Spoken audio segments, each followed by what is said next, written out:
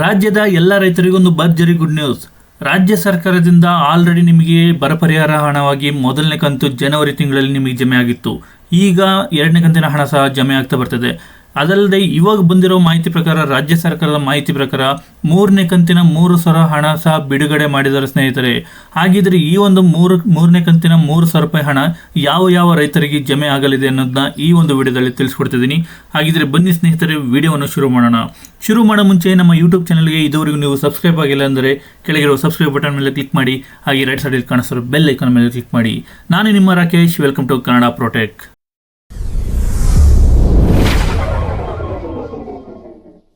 ಈಗಾಗಲೇ ನಿಮಗೆ ಗೊತ್ತಿದೆ, ಈ ಒಂದು ಬರ ಪರಿಹಾರದ ಎರಡನೇ ಕಂತಿನ ಹಣ ಆಲ್ರೆಡಿ ಮೇಯಿಂದ ಸ್ಟಾರ್ಟ್ ಆಗಿದೆ ಜಮೆ ಆಗೋದಕ್ಕೆ.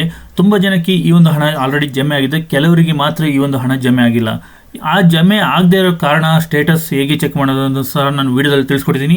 ಆ ಲಿಂಕ್ನ ಮತ್ತೆ ಡಿಸ್ಕ್ರಿಪ್ಷನಲ್ಲಿ ಶೇರ್ ಮಾಡ್ತೀನಿ. ಆ ಲಿಂಕ್ನಲ್ಲಿ ಚೆಕ್ ಮಾಡ್ಬೋದು, ಏನು ಪ್ರೋಸೆಸ್ ಆಗಿರ್ಬೋದು, NPCI ಮ್ಯಾಪಿಂಗ್ ಆಗಿರ್ಬೋದು, ಏನೇ ಆಗಿರ್ಬೋದು ಇಶ್ಯೂಸು. ಸೊ ಅಲ್ಲಿ ಚೆಕ್ ಮಾಡ್ಕೊಂಡು ನೀವು ಪರಿಹಾರ ಸೊಲ್ಯೂಷನನ್ನು ಕಂಡುಕೊಳ್ಳಿ. ಇನ್ನು ಈ ಒಂದು ಮೂರನೇ ಕಂತಿನ ರಾಜ್ಯ ಸರ್ಕಾರದಿಂದ ಆಲ್ರೆಡಿ ಬಿಡುಗಡೆ ಮಾಡಿದ್ದಾರೆ. ಈ ಒಂದು ಮೂರನೇ ಕಂತಿನ 3,000 ರೂಪಾಯಿ ಹಣ ರೈತರಿಗೆ ಜಮೆ ಆಗೋದಕ್ಕೆ ಶುರುವಾಗುತ್ತೆ.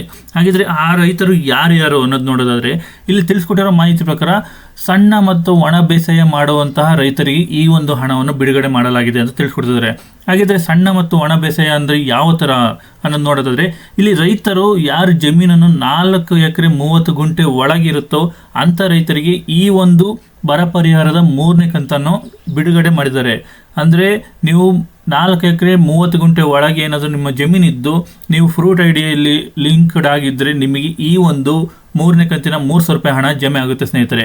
ಹಾಗಿದ್ರೆ ಫ್ರೂಟ್ ಐಡಿಯಲ್ಲಿ ನಮಗೆ ಹೇಗೆ ಗೊತ್ತಾಗುತ್ತೆ ಇವರು ಸಣ್ಣ ಮತ್ತು ಒಣ ಬೇಸಾಯ ಅಂತ ನೋಡೋದಾದರೆ, ನೀವು ರಿಜಿಸ್ಟ್ರೇಷನ್ ಮಾಡಿರುವಂತಹ ಕೃಷಿ ಇಲಾಖೆಗೆ ಹೋಗಿ ರಿಜಿಸ್ಟ್ರೇಷನ್ ಮಾಡಿರುವಂಥ ಫ್ರೂಟ್ಸ್ ಐಡಿಯಿಂದ ಅಲ್ಲಿ ಮೆನ್ಷನ್ ಮಾಡಿರ್ತಾರೆ ಸ್ನೇಹಿತರೆ.